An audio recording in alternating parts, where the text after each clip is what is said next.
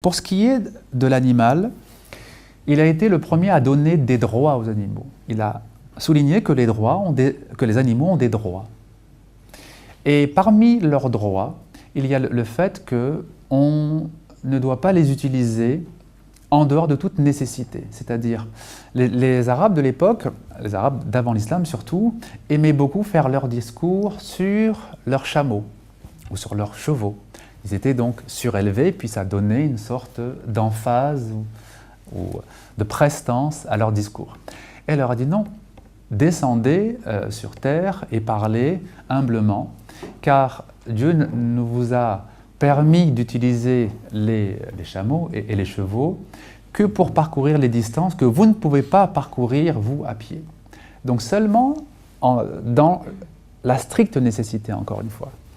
Il a dit aussi, parmi les droits des animaux, il y a le fait que lorsque vous vous apprêtez à traverser une longue distance sur votre chameau ou sur votre cheval, eh bien, il faut prévoir des pauses, il faut prévoir de l'eau en quantité suffisante et de la nourriture en quantité suffisante.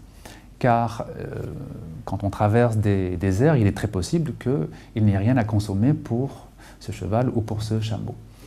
Et donc, ça a beaucoup étonné les Quraysh, c'est-à-dire ses contemporains, les riches de la Mecque, qui disaient « mais il a déjà donné des droits aux pauvres, il a donné des droits aux esclaves, il a donné des droits aux femmes, et maintenant il donne des droits aux animaux. » Oui, il a donné des droits effectivement aux animaux parce que ça n'est pas une possession, on ne possède pas le vivant. Le vivant ne fait pas partie de nos possessions. Vous construisez une maison, vous la possédez, c'est votre maison. Mais vous avez acheté un animal, ça n'est pas votre objet, ça n'est pas votre chose, c'est un être vivant qui, en tant que tel, doit être respecté. C'est cela que ça voulait dire. Un animal et même une plante, ça n'est pas un objet, c'est un être vivant.